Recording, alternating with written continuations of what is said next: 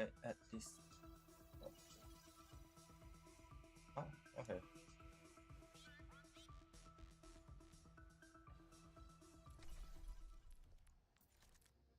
Hopefully it's working.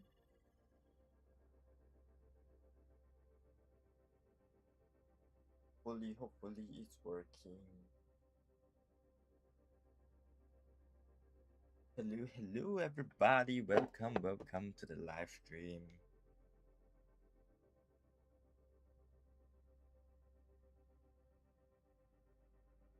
So just 3 weeks ago.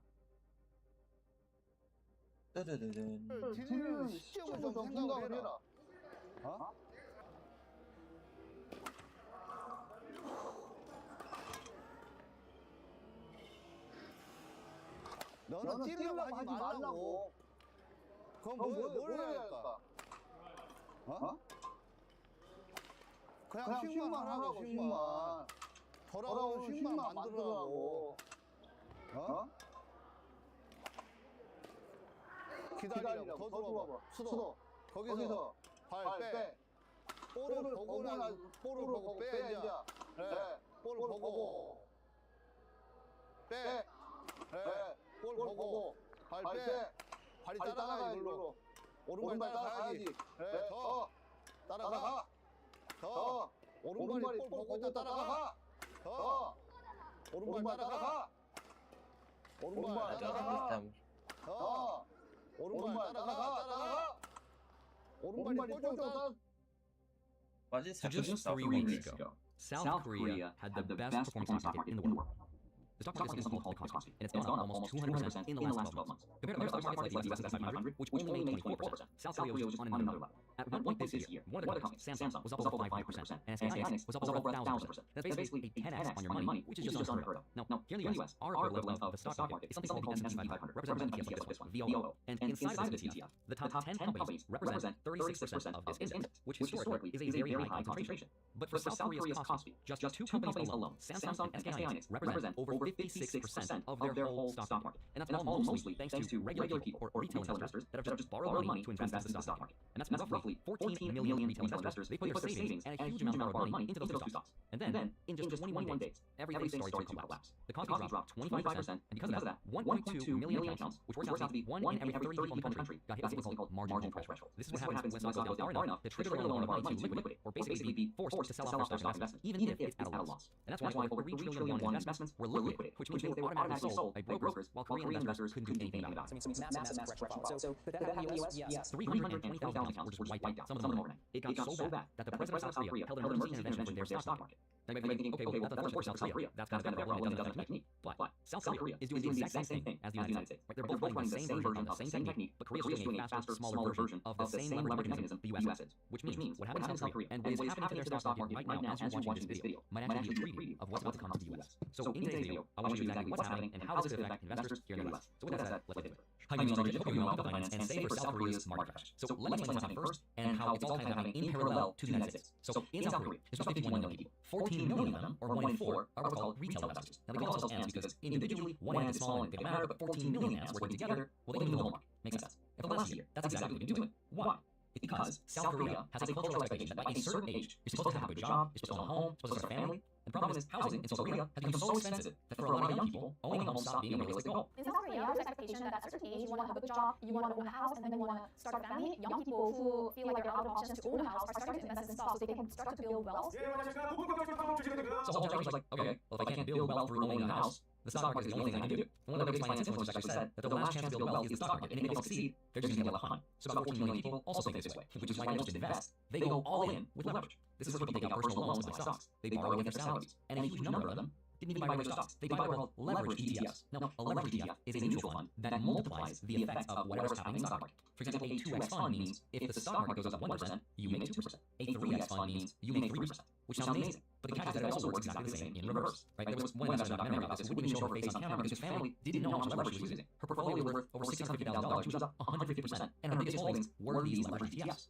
At the peak, Korea invested about 10 trillion won into leveraged funds, betting on just one company. It got so bad. Even South Korea's government that allowed them this said, we should probably not have done that, right? And what all these people were investing in were basically these two stocks, Samsung and SK Hynix. These two companies make up more than half of the whole Korean stock market, the Kospi. Remember, for context, the US S&P 500 has 500 companies. Korea's index technically also has hundreds too, but in practice, over half of that stock market is made up of just those two stocks. So basically, the Korean stock market kind of trades like a volatile penny stock. Now, okay, hold on. Why did those two stocks go up so much? And why did they go up? Because of AI and memory. Because AI data centers need a lot of memory chips, which are basically specialized semiconductors that store and feed information to AI processors. And the two companies that dominate that market are Samsung and AI. This is where the US stock market comes in. Companies like Microsoft, Google, Amazon, Meta, they have spent $376 billion on AI infrastructure in 2025. And this year, 2026, they're on track to spend $725 billion. And a huge chunk of that money has gone straight into South Korea. So all of these retail investors are not just betting on Korean companies. Korea as a country is betting on American AI spending because that's holding up the world stock market. That is how, by July, we had the most concentrated major stock market in the world held up by leveraged retail investors betting on one trade and forever. That's what happened. And now it's starting to go in the other direction where people are losing a lot of money. Okay, so then the question is, well, what actually popped it? What's forcing all these people to sell off their stocks? And the answer is, we did, the United States. Here's how. But before I explain that, have you noticed recently that you're getting a lot more phone calls and emails and spam all throughout the day? That's because there are hundreds of companies called data brokers where chip stocks in the US started selling off. That's because investors are getting nervous ahead of earnings from a very important company for the AI story, which is Micron. That is America's biggest chip maker. It's also competitor to Samsung and SAI. And when US memory stocks started going down, the same thing started happening in Korea, except way harder. Right? Remember, Kospi is not a diversified market. It's a two-stock stock market. So in one session, the Kospi dropped something like 4.6%. And a week later, Samsung and SAI both went down more than 9% in just one day. And then came the day that Koreans are now calling Black Tuesday, which is where the Kospi went down more than 10% in this day. And that is one of the worst drops in the whole history of the Korean stock market. For context, a 10% one-day drop in the US stock market, that would be the third worst day in American history, only behind 1987 and the Great Depression. Now, in a normal market, when there's a sell-off, the drop usually ends when the seller stops selling. Makes sense, right? But this one did not stop there, because when a stock market is built on borrowed money, aka leverage, nobody needs to sell. The selling happens automatically. How? It's because when you buy stocks with borrowed money, and those stocks go down to a certain price level, your broker sends you a margin call, which is basically they say, hey, deposit more cash to buy more money, or we sell all your stocks for you. And if you don't have money, the broker sells your shares at whatever price. Okay, they don't wait for a better price in the market. They do not care if they're down 40%, they just do. Now, all of this forced selling pushes the stock prices down even more, which triggers more margin calls to the next group of investors who maybe got in a little early, which pushes the price down even more, right? Which triggers more margin calls. You get the idea, it's a doom loop. Now, under normal conditions, about 2% of Korean margin accounts get forced liquidated. But during this crash, that number went higher than 10%. It's about 5 times the normal rate. And that is also because all of these leveraged ETFs made everything so much worse. Because if you're holding a 3x leveraged fund on a company like SAI, for example, and the stock drops 10% in a day, well, you just lost 30%. Right? But it's even worse than that. Because that's how these funds work, they have to rebalance every day, which means at the end of the down day, the fund has to sell into a falling market to maintain its leverage ratio. So retail investors were getting liquidated, and the funds were forced selling on top of it, right? And every sale made the next sale more likely. And this didn't even stay inside Korea, because over the next 2 days, more than $600 billion got raised from Asian markets. Japan went down more than 4%, Taiwan went down, Hong Kong, China. At one point, the only thing that stopped the Kospi from going down even more was that the market was literally closed for a national holiday. It got so bad that the president, who by the way was the same person who spent a year encouraging people to get into the stock market, they called an emergency meeting to try to stabilize the market. But the truth is that even right now, the leverage is still there. So that's what's happening in South Korea. But now I want to show you how all of this could end just as badly for the US stock market. And how it's going to end badly for the US is because of how much margin debt our stock market has. And here it is. This is all the borrowed money Americans are using to buy stocks, measured as a percentage of the whole US economy. So look at the little red arrows on this chart. Every single one of them marks a moment in history. For example, in June 1968, that was right before the market lost a third of its value. December 1972 was right before the 1973 crash. August 1987 was 2 months.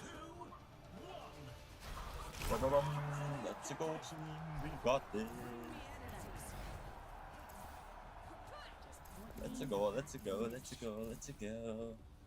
No fear, no surrender.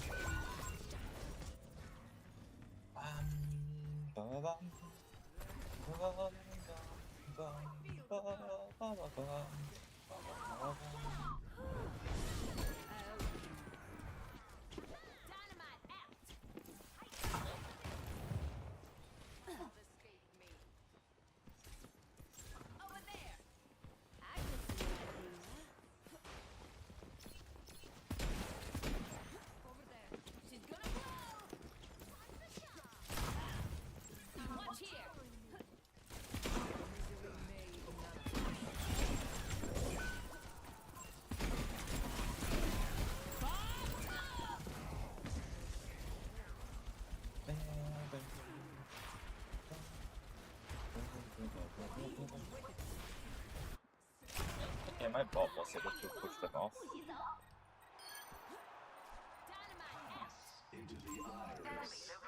Okay, it's okay. Oh, nice. We even got their Zen out.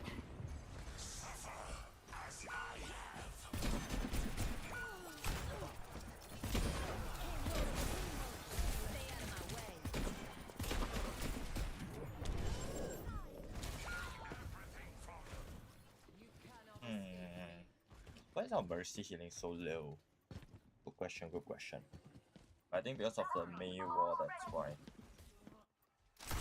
Our junk is flanking, so it's not breaking the wall for our tank. That's why it's like a team game. We need to find a work around it.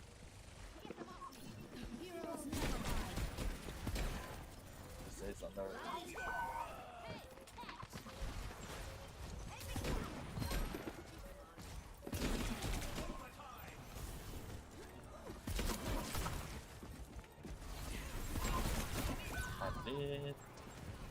Yeah, that was my bad too. My positioning was not the best. Should have went with the team.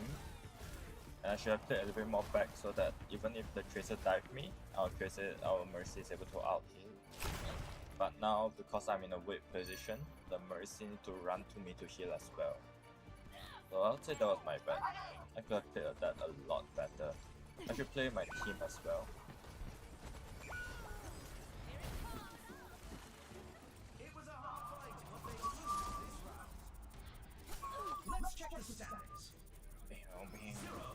Two months before Black Monday, the worst day in South African history. Then March 2000, exactly the dot-com bubble peaked. Then July 2007, that was months before the financial crisis. January 2018, August 2021, both followed by freezing corrections. So every time US margin debt went to an extreme, a crash happened almost right away, every single time. Now look at where we are today. As of June 2026, US margin debt just hit roughly 4.5% of GDP. That is the highest level ever recorded in American history. This is higher than the dot-com bubble, higher than 2007, higher than even the 2021 meme stock everything bubble, and it's higher by a lot. This June number, by the way, was released this past week. The US basically printed the biggest margin debt reading of all time. But it gets even worse because that number is actually lower than what reality really is. And that's because the official margin data only tracks one kind of borrow, which is traditional margin loans at broker deals. What it doesn't show us are leveraged ETFs, options, portfolio margin, private credit, all the modern new ways that people take on leverage, right? Which doesn't actually show up in the official statistics, so I couldn't show you either. So those leveraged ETFs that blew up for investors, they're the same ETFs that we have. They do the same things with hundreds of billions of dollars in them, including 2x funds on single stocks like NVIDIA.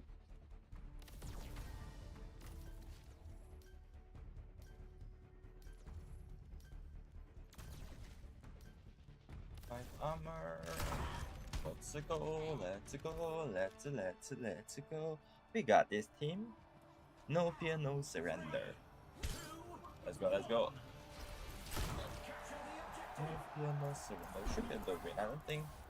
I don't think this is not a winnable game. I think this is winnable by a large margin. Oh, dude, how are you so fast? Damn, I was not expecting that. Sorry.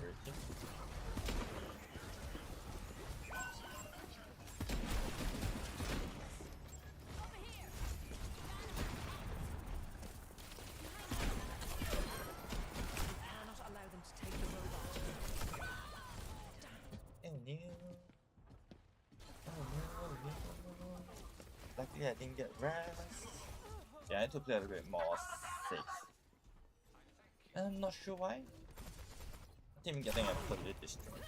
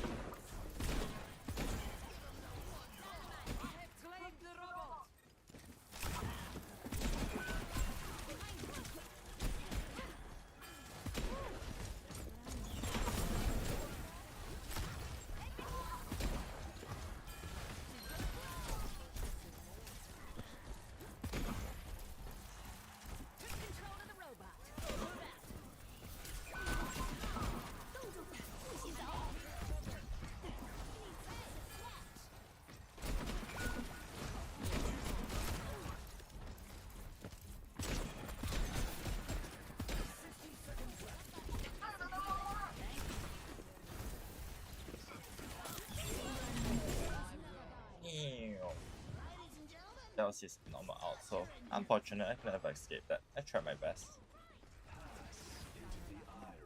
I tried my best. Okay, now because I cannot really kill Mercy or the kill.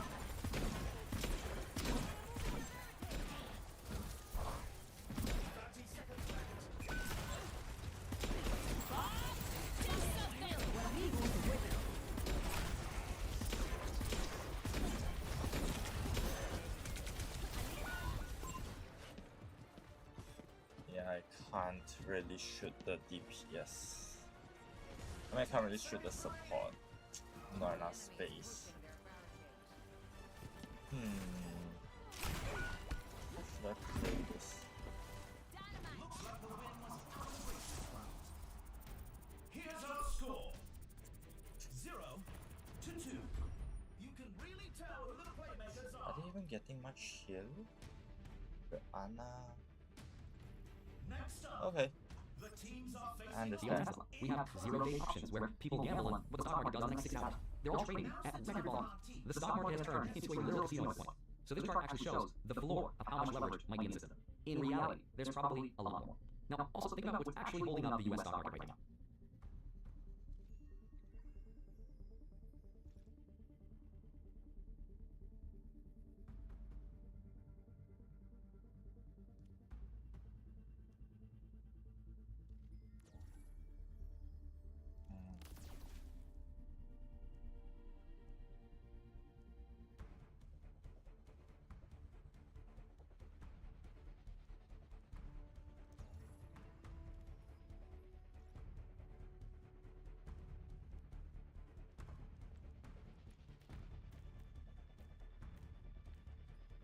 The teams have 20 seconds left to prepare for the round. I'm gonna play this way. I don't need this.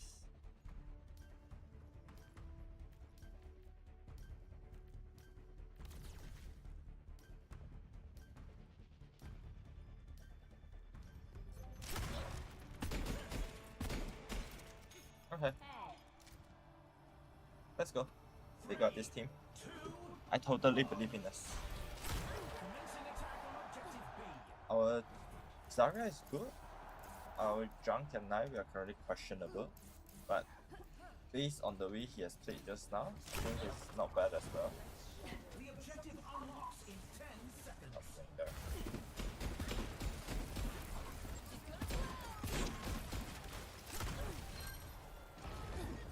The objectives are mine. Somebody get me some healing. Dynamite out.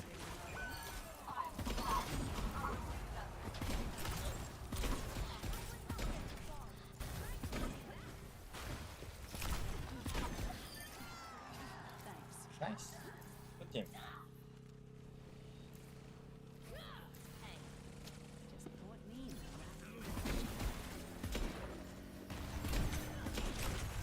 And they take the objective.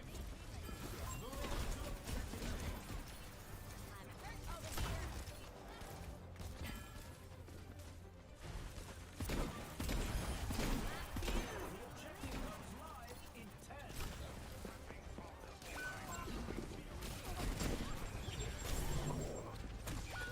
Oh no, I did not expect that. Oopsie daisy. Yeah, but the he should be dead.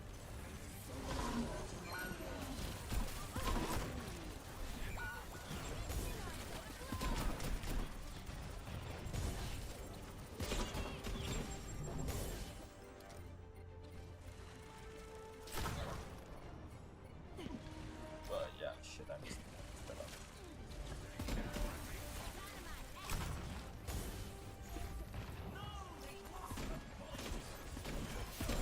Falling back to objective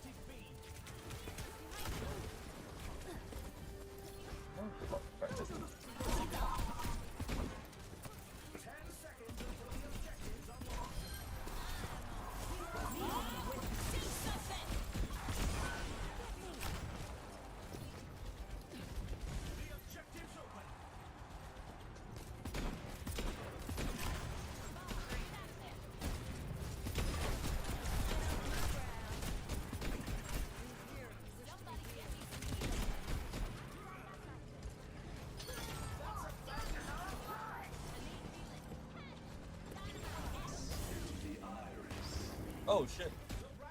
The Mei throw. The Mei blocked it. Nice. We won that. This is gonna get easier for us. Get our MVPs. Coming up next, rev those engines. It's time for a payload race. It's time for the teams to consult their playbooks.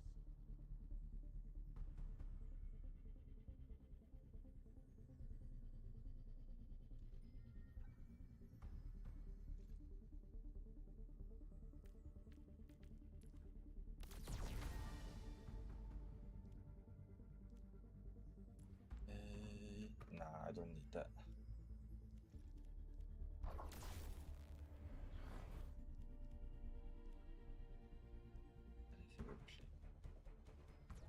I can replace this with something.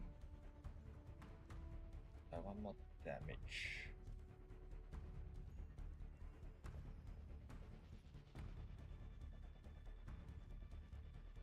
The teams have 20 seconds left No, to I'm gonna prepare keep for that. the round.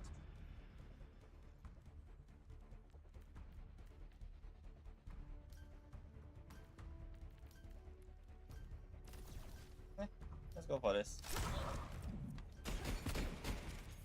How's it going? Let's go. I'm going to reload that smart.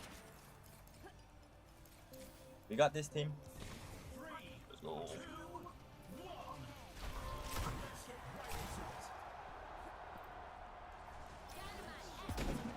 It's not a person? Don't tell. Let me handle it. Oh, I need healing.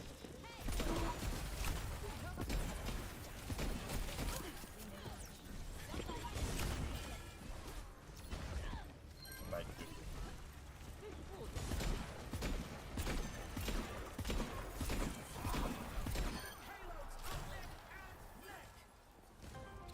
We've taken the first checkpoint.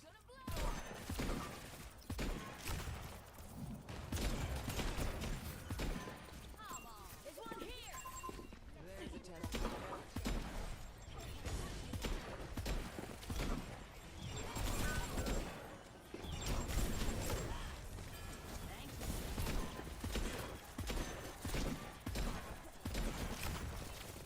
the opponent in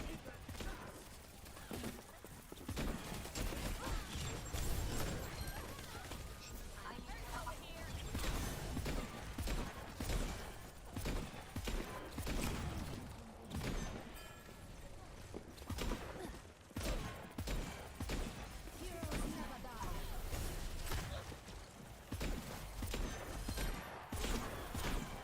I need healing. We're absolutely running away with this race.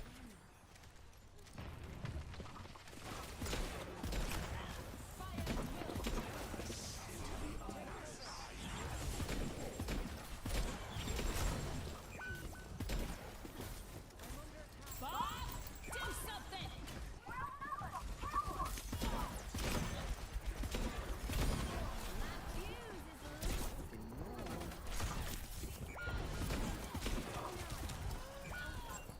okay.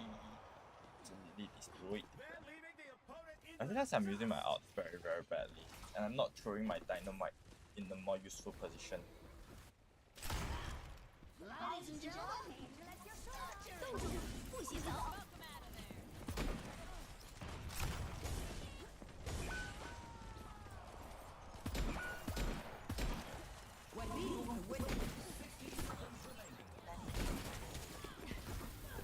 Not like I can chase them, so it's fine. Get me some healing.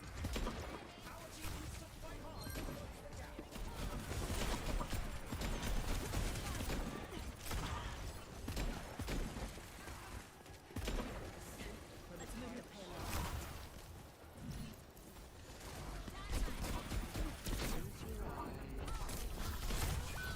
Damn.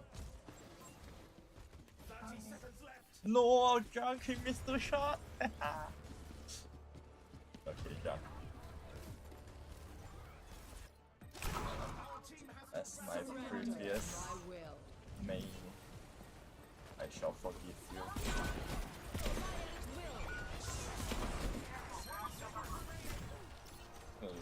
here. What else can we do?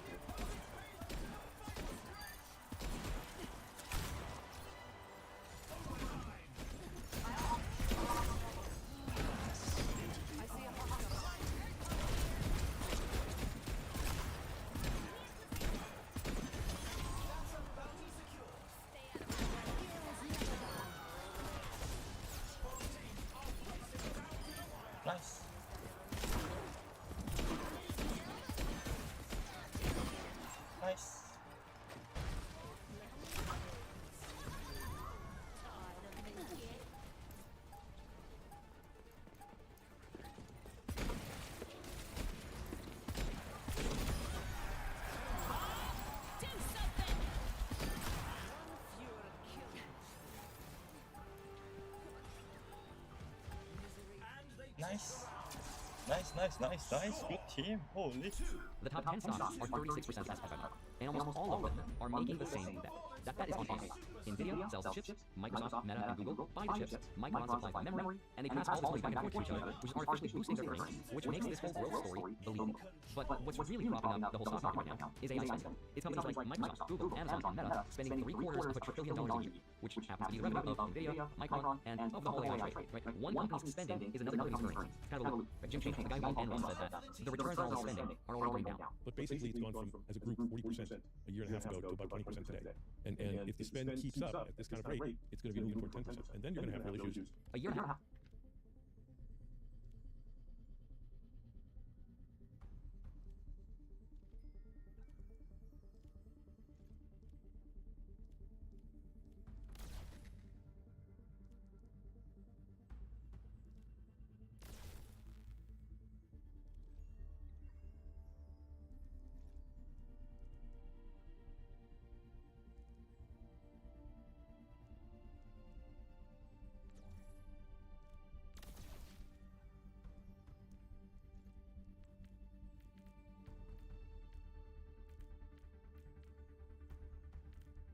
Okay.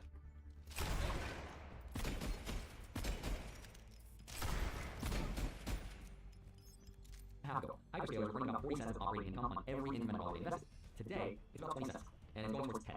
At some point, if not already, some CEO of a trillion-dollar company will ask, does it make sense for our company to pay this much for AI if we're only making a couple $1 billion off? For the US, it's OpenAI and Grok. They're the AI store, and they still lose tens of billions of dollars a year. But they make up 70 to 80% of all AI compute demand. So the whole pyramid structure kind of looks like this. Unprofitable AI companies justify hyperscaler spending, right? Justifies chip earnings, justifies the stock market, which is being bought with record amounts of borrowed money. Right? That's the whole structure. And where it starts to look like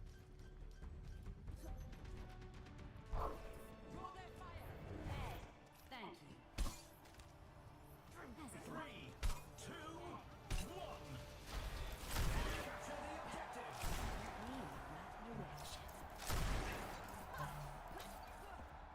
Hey, catch!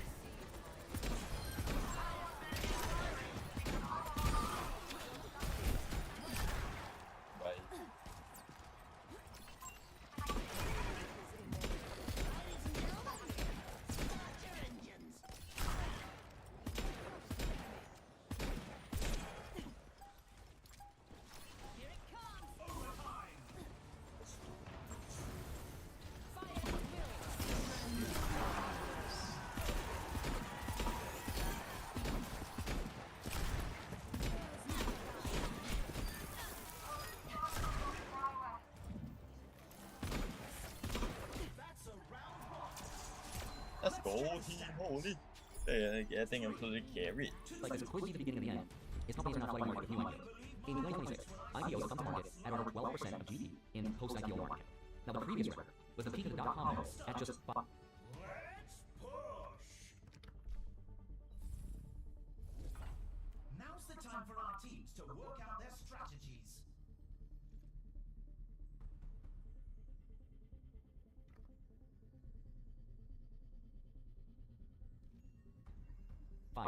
We're at more than double the 1999 level. Now historically, when companies create this many IPOs, that usually means insiders think that prices are as good as they're ever going to get for a really long time, which is why they're selling to the retail people.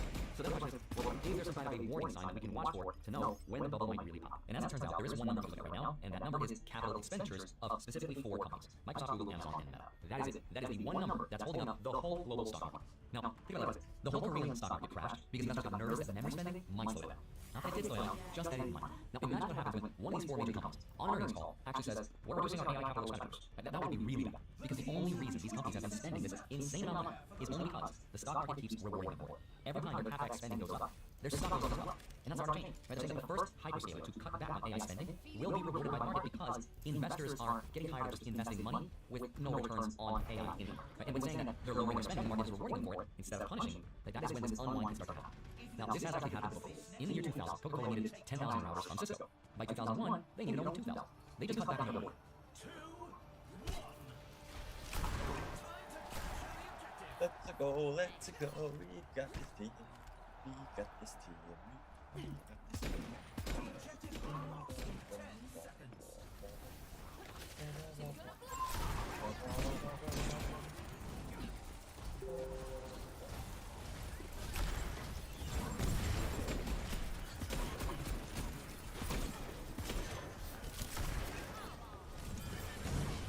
Time to put a stop to their efforts.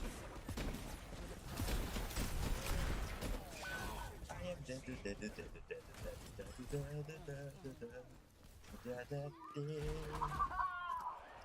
I played a very bad. The enemy has taken the lead.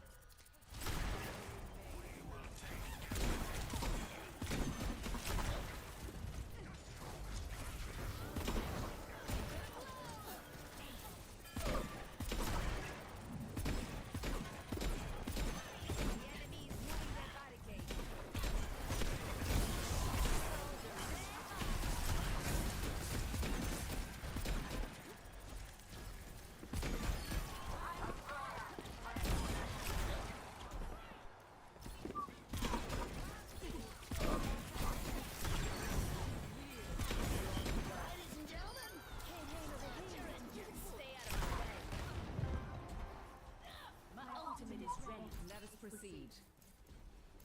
They've almost got the lead. Almost there. Get him up.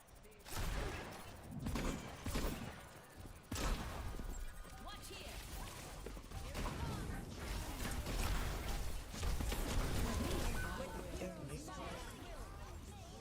60 seconds left.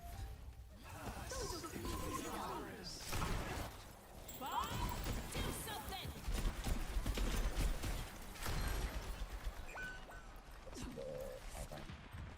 I'm not pushing on there.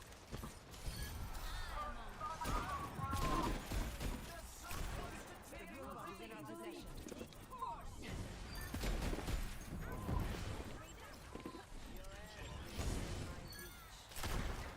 30 seconds remaining.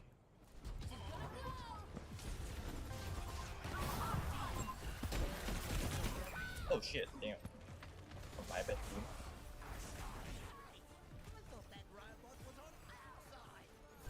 Nice, our junk is actually playing well. Good jump. 10 seconds remaining. Oh shit, we're actually losing? Hello. Oh shit, I thought we were winning. I wasn't able to do that. It was a hard fight, but they Because of that, Cisco's earnings collapsed, and the Nasdaq went down 78%.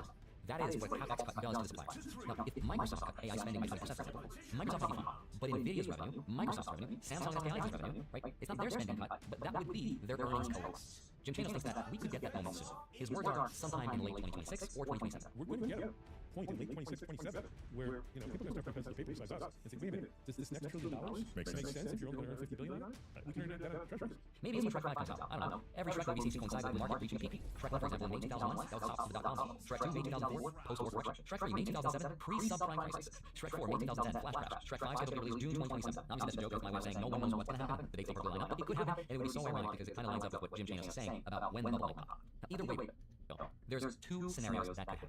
Scenario number 1 is Korea stays contained to just 3. Memory.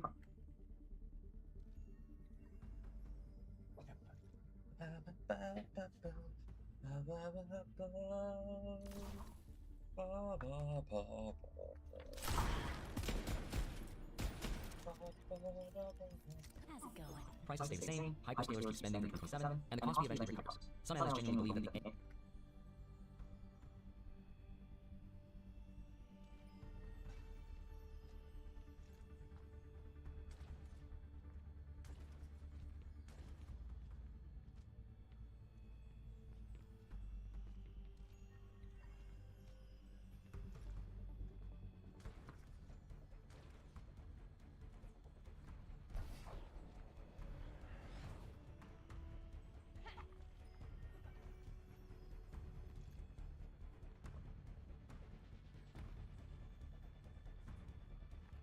Only 20 seconds remain before the action begins.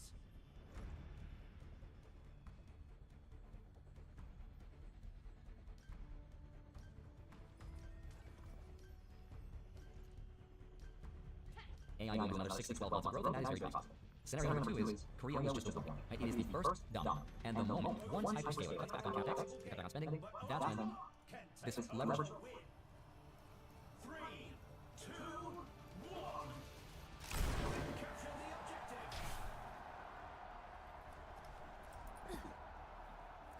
She's got here.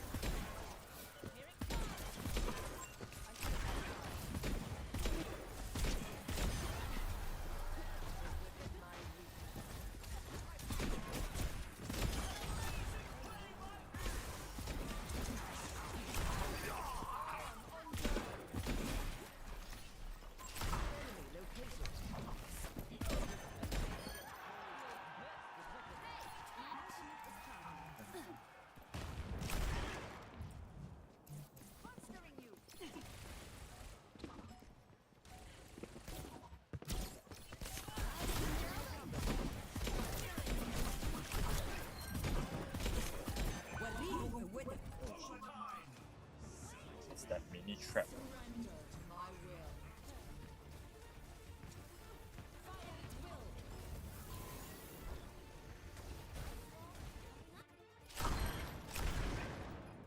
Defend the objective.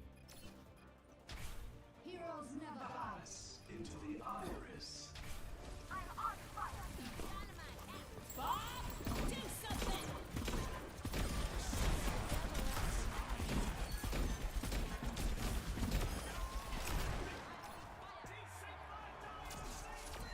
Nice team. Thanks, Bob.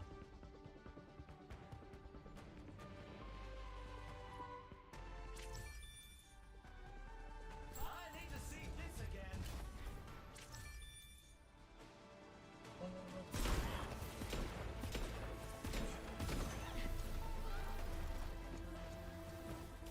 Oh,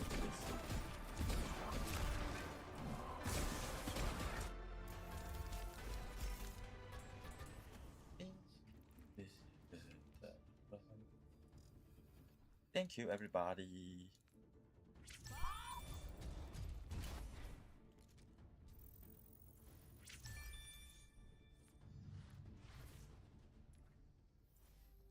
Leaderboard. How close am I to leaderboard? 500 score away to top 500. Okay. How much do I win per round though? Does it not say? Progression?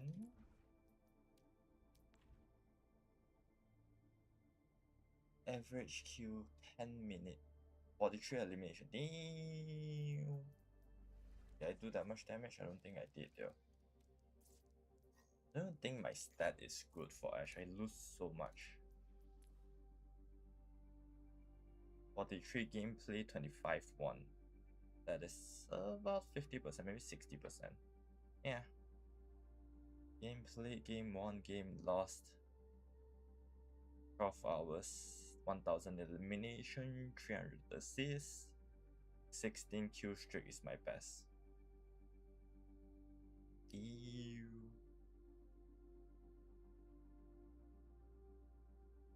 19.74 per 10 minutes.